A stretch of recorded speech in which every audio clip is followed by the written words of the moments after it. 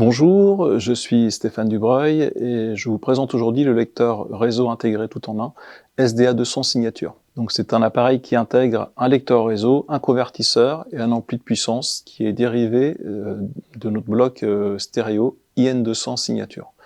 Un ampli qui peut délivrer 2 fois 120 watts sous 8 ohms, qui fonctionne avec des transistors MOSFET. Donc la vidéo va consister dans un premier temps la présentation du produit, de ses branchements, ses fonctionnalités. Et il y aura une seconde vidéo qui expliquera le pilotage de ce produit par l'application Atoll Signature 2.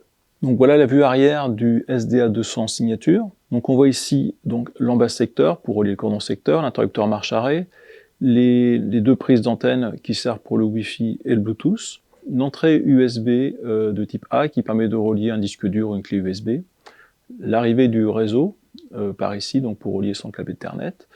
On retrouve ici 2 entrées optiques, 2 entrées coaxiales qui peuvent servir à relier un lecteur de CD, un drive ou un téléviseur par exemple. On a 2 entrées lignes qui sont ici pour relier par exemple un préampli phono via un préampli phono externe. Et on retrouve ici une sortie numérique qui est au format à la fois optique et coaxial. Les sorties pré-out qui permettent de relier soit un bloc de puissance supplémentaire, soit un caisson de basse. D'ailleurs, on a une sortie trigger ici qui permet d'alimenter éventuellement la mise sous tension de cet ampli supplémentaire ou de ce caisson de basse. Les sorties haut-parleurs se font par les fiches qui sont ici. Donc maintenant, on passe au raccordement donc, du SDA 200 signature. Donc on va commencer par les 2 antennes. Donc les antennes qui sont dans cet usage-là surtout utilisées pour le Bluetooth, dans un premier temps car le Wi-Fi n'est pas indispensable dans un fonctionnement en câblé tel que je vais le présenter. Donc voilà, dans le deuxième temps, donc on va relier en filaire par un câble Ethernet le lecteur réseau à la box, sur un des ports libres de la box. Ensuite, on peut relier les haut-parleurs en respectant les polarités.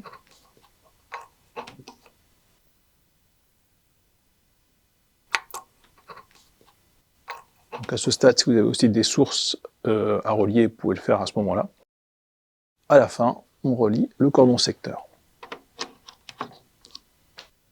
Donc l'appareil là est prêt à fonctionner. Donc notre SDA 200 signature maintenant est relié donc à la fois au secteur, à notre réseau par le câble Ethernet et au haut-parleur. On peut donc le mettre sous tension. Donc voilà, l'appareil est en train de démarrer. On voit le petit voyant de veille qui clignote.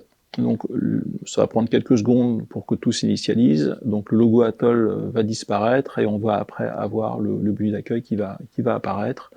Et on pourra utiliser l'appareil à ce moment-là. Donc voilà, le menu est apparu, on va attendre juste que le petit voyant qui indique la connexion filaire soit fixe et établi, donc c'est le cas actuellement. Donc on peut naviguer dans le menu très facilement avec cette petite molette, donc liste de lecture, radio internet, USB, serveur multimédia Qobuz, services de musique donc Tidal, Deezer, Amazon Music, HRA, Spotify, l'entrée Bluetooth, les entrées auxiliaires, on peut accéder aux entrées auxiliaires, donc on retrouve les entrées analogiques, coaxiales, 2 entrées optiques, retour en arrière avec la petite touche ici, le menu paramètres. Donc on va juste faire un petit essai en radio internet, donc on va sélectionner le menu de cette façon-là.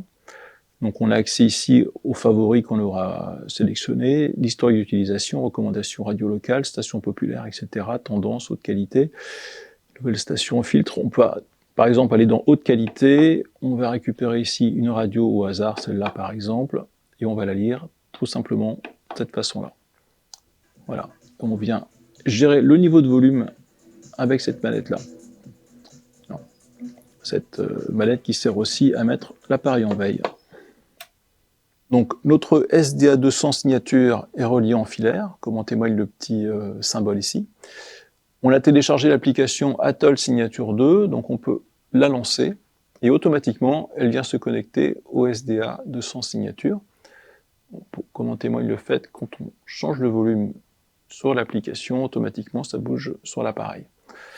On va expliquer plus en détail le fonctionnement de cette application dans une seconde vidéo, où on pourra détailler vraiment toutes les fonctions et les petits menus cachés de cette application.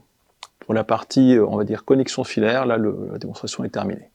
Donc dans le cas où la distance serait trop longue entre le lecteur réseau et la box, j'ai pas moyen de passer un câble en direct ou de passer par des câbles avec des prises murales directement depuis votre box à votre lecteur réseau, Une solution qui est très simple, qui consiste à utiliser des boîtiers CPL à courant porteur, donc c'est ce genre de boîtier. Il suffit d'en brancher un sur une prise de courant à proximité de votre box, que vous reliez avec un câble Ethernet à votre box. De l'autre côté, une deuxième prise, identique, que vous reliez par un même câble Ethernet à votre lecteur réseau. Donc il se crée, via les prises de courant, une liaison filaire qui permet de transmettre les données de votre box à votre lecteur réseau. Donc maintenant, on est dans le cas d'une connexion sans fil. Donc on n'est pas en mesure de relier notre lecteur réseau à notre box pour cause de distance ou pour cause d'absence de boîtier CPL. Donc dans ce cas-là, on va opter pour une solution Wi-Fi sans fil. Donc il faut déjà bien s'assurer que les antennes soient reliées sur votre lecteur réseau.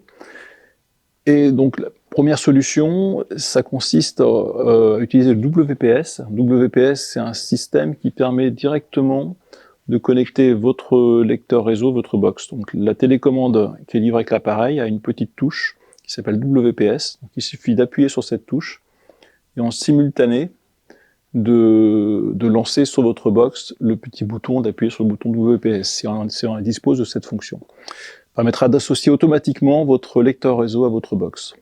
Ça, c'est la première solution qui permet d'assurer une liaison sans fil rapidement. Alors, certaines box n'ont pas de WPS facile à utiliser, donc on a une autre solution qui consiste à utiliser l'application Atoll Signature pour entrer son code de box. Alors pour ce faire, en fait, il faut comprendre que votre lecteur réseau, dès qu'il se met en marche et qu'il n'est pas relié au réseau, il va créer un petit Wi-Fi qui est symbolisé par le symbole qui est ici. Donc il crée lui-même un Wi-Fi local qui permet de connecter l'application Atoll Signature. Donc du fait qu'il soit sous tension, il faut que je me connecte moi depuis ma box à ce réseau local. Donc je vais dans les réglages de mon iPad et je vais ici choisir le Wi-Fi, les paramètres Wi-Fi, le Wi-Fi qui est généré par le SDA200, donc il s'appelle le SoftApp. Vous voyez, c'est ce Wi-Fi qui est ici. Donc vous allez sélectionner dans la liste.